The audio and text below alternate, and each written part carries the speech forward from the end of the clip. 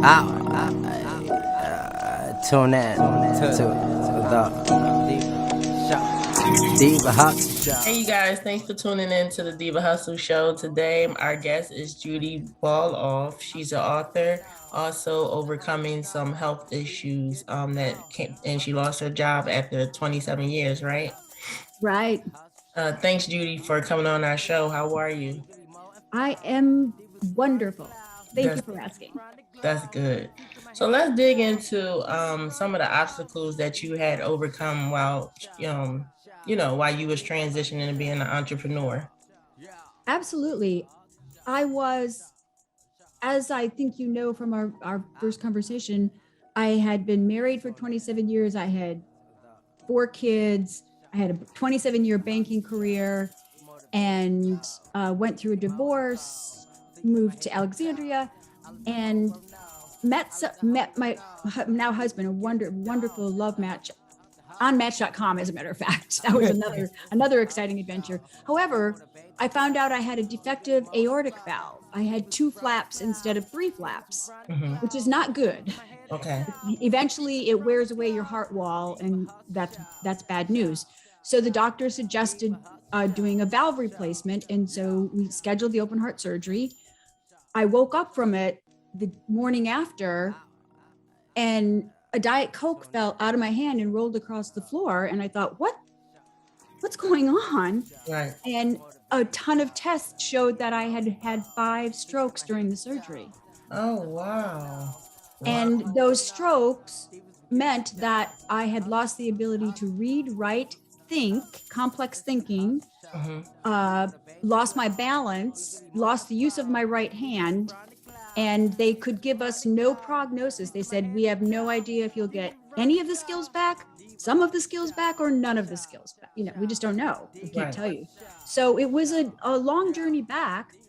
However, I believe, and it's why I wrote the book that I wrote, I believe that faith, controlling your thoughts, having a routine in the morning that puts you in touch with all the right things. Right. And maybe not turning the TV on as soon as you wake up, just whatever things work for you. But that's what works for me, is that has been my rock. And when I realized that Bob Proctor was my mentor before he died, and he reintroduced me to Think and Grow Rich, that book we all read at some point, thinking we'd be rich at the end of it, and we weren't. Yeah, We're me like, too. yeah, why didn't that work? I wanted that to work. But being reintroduced at an older, wiser age after going through a difficult life situation, Okay. those principles just jumped off the page and became alive. And it got me interested in the 12 universal laws. Okay. I didn't even know what they were. Okay. I had heard of them in passing. So I started researching them, got deep into the research. I had bought every book I could find in the universal laws. I looked on the internet, and I woke up January 7th, 2021 and said, somebody should write a book that puts all these principles together so people could have something they could use every day to start on the right path. Right. So, and you know what God said? He said, why don't you write the book, Judy? So Judy started writing, and in order to do it, I have a full-time career with New York Life. Okay. I mean, that's where I've been working since I lost my job and had to go find a new career. And I figured out that if I got up at 5:30 every morning and wrote from 5:30 till 8:30, have breakfast and a shower too, but like 2 hours of writing in there, and then start my day job, that I could get the book done by August, so it could be edited, so we could release it for Christmas. And I did it. Oh, congratulations. Yeah. So I know you mentioned one of the things in the book was like your daily routine in the morning. So what are some examples where you would recommend for people like that to try to get that positive mindset going in the morning? The number one thing I would say is decide what you're going to do and do it. Okay. Like, you've got to make it a habit. An example, and I'll tell you what I do in the morning and what I do with my spouse, because your relationships are important too. If you just do it all by yourself in a silo, Right. and it doesn't include your spouse at all, pretty soon you're going to grow farther and farther apart because you're going to grow and he or she's going to stay back here, and you're not going to be in the same room, so to speak. So when I get up in the morning, the first thing I do is I say, this is the day the Lord has made. We will be glad and rejoice in it when my feet touch the floor. Okay. And then while I'm showering, I hope God forgives me. I do my morning prayers, not on my knees, which maybe if I'm retired someday I'll do that. But right now I do it. I just keep the TV off and I just pray through my whole list of friends and families and clients, everybody that I'm concerned about or care about their future. And this is the prayer I say for them, for every single one of them. Okay. Dear Lord, bless my mom indeed, expand her boundaries, never look over her hands, and keep her from temptation. Okay. And I pray that for every single person on my list. Okay. So I get done with that. I get down to the kitchen, I make my breakfast. Then I have a gratitude journal that I've been writing in for 3.5 years. I write 10 things I'm grateful for every day. 5 things that are in the present, and 5 things that are the kind of the I am phrases that you're claiming what you want in the future, but you're living like you have it now. Right. So I do 5 and 5. Okay. And then the last thing I do is David and I do 2 chairs every day. And 2 chairs, if you've never read the book, came from a book my mom recommended to me when I was going through that hard time after my heart surgery, and I lost my job and I was looking for another job. And she said, you should read this book, 2 Chairs. I said, why? And she said, well, I think it might help you in this time in your life. Moms are always good for that, right? They have something to tell you. So what it says is that a man was in a difficult time in his life and he went back to his mom and he said, Mom, what did you do when stuff happened in your life? Our house burned down, Dad lost his job, whatever it was. Right. And she said, well, remember those 2 chairs in the sewing room? And he said, yes. And she said, every day I go up to the sewing room, God sits in one chair, I sit in the other chair, and I listen for 5 minutes. Okay. I just listen to God. Well, I was doing that when I lost my job, and then my husband lost his job on the same day. They redistricted his job, and we couldn't believe we lost our jobs on the same day. Wow. So he came in the next morning when I was sitting in the living room, the 2 chairs, God in one and me in the other, and he goes, do you think I could do chairs with you guys? Oh, the cutest thing. So we still call it 2 chairs, and David will say, I'm going to the gym. You want to do 2 chairs when I get back? We literally do it every day. Wow. And how important is that? Because I mean, you have some people that are in relationships or friends, and you'll find out where they're not on the same level.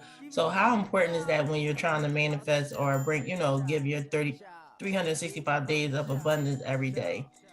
It's absolutely essential to find your own routine. I'm not saying you have to do my routine. Right. But find yours. I intentionally wrote the book, 365 Days, so that it wasn't just for Christians or Jews or Sikhs or Islam. It was my gift to the world to move them 1 millimeter closer to God. Okay. Just figure out who the great beyond is. Like if you pray to the universe, it's a good start. Right. But when you study, Paris, the universal laws, you will be knocked over like you're a feather. They're so powerful. Wow. Yeah, and that's the other part. I think we as people, we forget, like you were saying, you journal, you're great being, I am grateful. And that's also the universe. You're giving thanks to the universe, the things that you had, at least 10 things. And sometimes it's more than 10 things, Right, but you can at least get 10. Yeah, you can at least get 10, but just letting the universe, letting God know this is what you're thankful for today. And also, if you could just speak on, sometimes you could be thankful for, let's say, some bad things that happen. It don't have to be all good. Well, actually, that's kind of funny that you said that. That's one of the universal laws. Universal law of relativity. What universal law of relativity says is that everything's neutral. Everything will be what it is because of how you look at it. Right. So it's not all good. It's not all bad.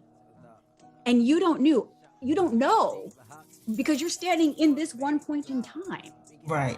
So what you need to do, I developed a little routine called Back to the Future. Okay. And what you do is you look back into your past. So let's use me as an example. I'll look back 6 years and I've just come home from the hospital. I've had 5 strokes. I'm recovering from open heart surgery. I can't give myself a shower or wash my hair or dress myself. Somebody's got to feed me. Like, it's embarrassing to say the least, and frustrating. At that particular moment, I couldn't say, this is a wonderful experience. I could say, I know God has a purpose. Right. I know something will come from this that I don't expect, but I'm going to do everything I'm supposed to do according to the doctors every day, trust God every day, and I'll be in the right place. If I look back at that now in my exercise, number one, I lost my job because of that surgery, which put me in the career at New York Life where I've made over $500,000 over the age of 64. Go girl, you go. Most people retire at 65, right? And quit. Yes. I also had the most wonderful 6 weeks with my grown daughter, who I hadn't seen for more than one day at Christmas for 10 years. And we were forced by the doctor to take 3 walks a day of 3 miles each. Slow. Well, I will never have that opportunity again. Maybe when her kids are grown, I don't know, but that was a wonderful gift. So I got a new career that I've been incredibly successful and happy at, helped a lot of people, had that wonderful time with my daughter, realized how deeply my husband loved me. Right. It was to see what he was willing, the lengths he was willing to go to help me heal. It was amazing. And fourthly, I would not be here talking to you right now if I had not had those strokes, lost that job, got the new career, listened to Bob Proctor through New York Life. That's how I met him. I mean, everything is connected. And if we can learn to take every situation and look for the seed of equivalent benefit, because that's the universal law of compensation, which basically says everything has both things in it. Right. Seed of equivalent benefit. So that's a nice fancy phrase to use for yourself to say, I'm looking for the good. Looking for the good. And I think that we as people, I don't know, maybe because what's going on in the world, we always just are tuned to look for the bad. But like you're saying, if God had not ordered those steps for you, saved your life, you would not have this book, your husband, and experience. So we as people have to, like you said, look for the good in things instead of just, looking for the bad. It's funny because I always tell people, because they say, whatever going on COVID, I'm like, but you here today. We lost over 1 million people, but you're here today. So that's the good out of it. Yeah, you can't. I try to remember, because there's been such a change in me from going through this process.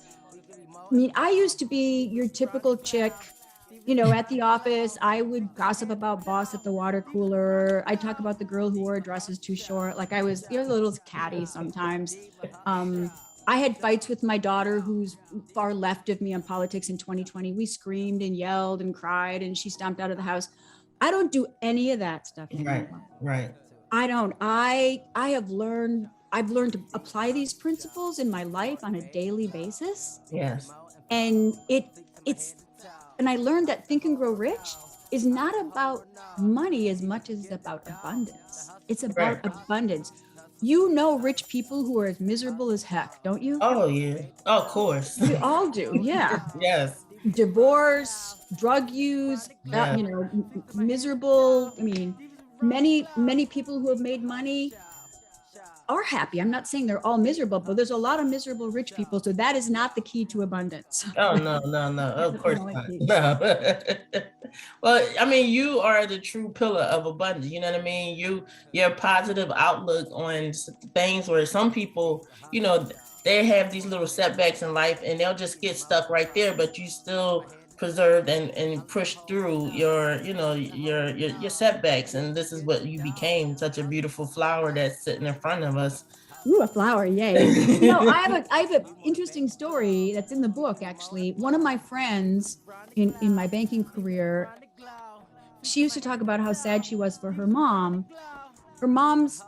Her dad had cheated on her mom with his secretary or whomever and left her And she was so bitter that she never dated again. She lived alone for the rest of her life. She never moved on. Right. She wallowed in the sorrow and the depression and the disappointment and the hurt. Mm-hmm. And it's actually my first step in finding love after 50. It's like, first you have to change your thoughts. Right. You've got to say, I am not the scorned woman. I am this vibrant, interesting girl who wants to go out and meet somebody and build a life together. Like, you have got to think like you're going to start a new life, or you won't. Yes, that's true. I wish you could talk to my aunt. She was just like this. She was treated bad by a guy, and they was up in age, and I just saw her become her energy change, and she just became this negative I call her negative Nancy. It was she never saw the brighter side of things. It was just, if somebody boyfriend did something wrong, it was just like, all men are dogs, you know what I mean? Yeah. And she just gave up on finding true love. And that your aunt does not realize that your word is your wand. Yes. The words you say attract to you more of the same thing. Yes. So be very careful what comes out of these lips. Yes. Yes. So what are some takeaways when people purchase your book that you hope that they gain? Great question, Paris. One, I hope they find that shot of caffeine every morning that makes them smile and, picks up their step, and they look at the day a different way. I hope they find that. Number two, I told you that my goal for writing the book, because my mom challenged me a little bit, because I got brought up in a Christian home. Right. And she said, well, that doesn't sound, you can't have a quote from that guy. That's not a Christian guy. I said, Mom, you don't understand. I'm not writing this book for Christians. Christians will love it. Right. Because there's a scripture verse for every day, and it's obvious from my writing that I believe there's a God, and I don't mince words about it. But neither did I say that's the only way to get in touch with the universe. True. Okay. I don't know. I'm not God. We try all different religions and ways to reach God, and someday we will know. Yes. But that's okay. Okay. Wouldn't you rather live with this life of joy while you're here? Yes. For sure. It's so much fun. It's just amazing to see. I mean, I'm writing a new little book. It's just a little 20-page book, because I developed this process called 7 P's to control your thoughts. So when you get in those stressful situations like bad traffic, or the fight with your daughter, or the, your irritation with your spouse or your kids or whatever it is, 7 steps you can go through. They're all P's. Okay. And it'll help you change the paradigms that you operate with. Okay. Because we all have them. Yes. It's just, we build them up over years and years and years. Mm-hmm. That's true. We do all have them. And I think that's key. You're finding out now, even as you look around the country, everybody's becoming more angry. So they're forgetting how to, you see so many road rage incidents, and people are learning how to progress or de-escalate, or, de-stress in those situations. And absolutely. So we really need all the help we can get right now. We do. And, if you tell your listeners, if they want to just check it out for free, on my website, you can get 7 days free of the posts. So if you want to read through them and see if they're kind of the right flavor to help you start out your morning before you would spend money on a book, I think that's kind of a cool way to do it. All right. And what's next for you, Miss Judy? What are you working on? I know you have the book, and then what else? Well, thank you for asking. I'm in a grad school program right now and I'm writing my keynote address, which is, it's actually called Your Miraculous Mind Map. Control your thoughts, create your own reality. Oh, good. So it should be done in July. So then people can go to my website if they want me to come to speak, and, keynotes or church conferences or business conferences or whatever. I'm also 3/4 of the way done writing my class, which is the 12 Universal Laws. Okay. How to help you live a better life by knowing them and practicing them. Okay. Excellent. And if people want to purchase your book, where can they find it at? What is it available at? Amazon, barnesandnoble.com, my website. There's Okay. 3 easy ways to get it. I mean, I think almost who in the country do you know doesn't know how to go on Amazon? Yeah, pretty much everybody. Pretty much everybody. Even the little kids do now. It's sad. Iris, what can I do to help your listeners? What do you think it would be the most helpful? Well, I think that you hit on some key things is that, even starting your morning off right, the daily affirmations, getting up, saying your prayers, just having a positive thinking, is key, for how your day will play out. And some people don't even do that, you know what I mean? And that's unfortunate, So just that little bit of advice and journaling, writing down what you're grateful for, like you said, is key too. And you know what's wonderful about it? I sometimes go pull one of the gratefulness journals off the shelf and read it from 2 years ago, and you forget what incredible blessings you have had. So it cheers you up a second time. You're like, oh my gosh, I forgot that happened. That's really wonderful. I mean, I just need to remind myself every day, and everybody probably has something like this. You were sitting in this very house, not knowing if you'd ever work again, ever be able to read, write, walk by yourself, make yourself dinner. You had no clue that there'd be a future for you. So every day that I have is a gift. Right. And then also what we have to understand is you can't just live for the moment, right? What we're seeing in front of our face is not really what's going on. And we have to process that as well. It's perception, and I saw the most fascinating TED talk by a neuroscientist who showed you how you didn't really see blue unless there was blue in your brain, that they could change the color. It was amazing. So he said, this is so that you think about the fact everything will look exactly the way you perceive it should look. Right. Because your eyes are actually out from your brain, and they look out there and they see whatever. And you can see a thunderstorm, or you can see, oh, it's heavy rain and I should drive a little slower. It's just the words have power, the thoughts have power, and we have not paid much attention to this, Paris. No, we haven't. No. I've done it. My son is a Rocky vet, and he got medevaced home 14 years ago with PTSD, broke every bone in his body. He was a mess.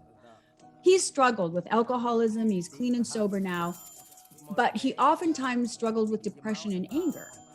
And so when I was writing the book, I challenged him a little about 6 months ago, and he said, oh, it's my bad week. I'm having nightmares. I'm depressed. I'm so angry at everybody. I said, Graham, you can control your feelings, right? He goes, you can't control your feelings. I said, you actually can. And he just wasn't having it. So little by little, he got I sent him a copy of my book. He's been reading them. He's been reading it every day. And it's brought about this huge change in him, because he's starting to control his thoughts, getting up in the morning and being grateful and saying prayers. And, he has a job where he's a fabulous bartender, and he's got a job right now where he doesn't make much money, but he's being grateful every day and seeing who he can make happy when he goes there. And God has just supplied his needs in an amazing way. He is more than convinced that you can control your thoughts, which that's huge for a mom. It is. I mean, congratulations to him, because that's a major step. You know what I mean? It's huge. Yeah. It's huge. So really, congratulations, because he's doing it. And that's also, you got to write a book about that. More books to write. Well, thanks, Judy, for stopping past. I love it. I'm going to purchase the book myself. I'd love for you to tell me what you think of it after you do. I will. Yeah, because I started journaling the beginning of the year. Then I had purchased Michelle Obama. She has a little journal book, and I love it. It just, it lets you tap into certain things, that you didn't know you may have put hidden in the back of your mind. But also, like you saying, when you're able to pick up your journal and look back and see how God had brought you from here to there, it makes you realize these little problems, God is going to see me through them. Yeah. No, we have a benevolent powerful creator. Yes, yes, yes. For sure. So, yeah, so thanks again for stopping past. Thank you so much, Paris. You have a great rest of your day. You too. Okay. Bye-bye. Bye-bye. The hustle. It's the hustle show. We motivate the glow.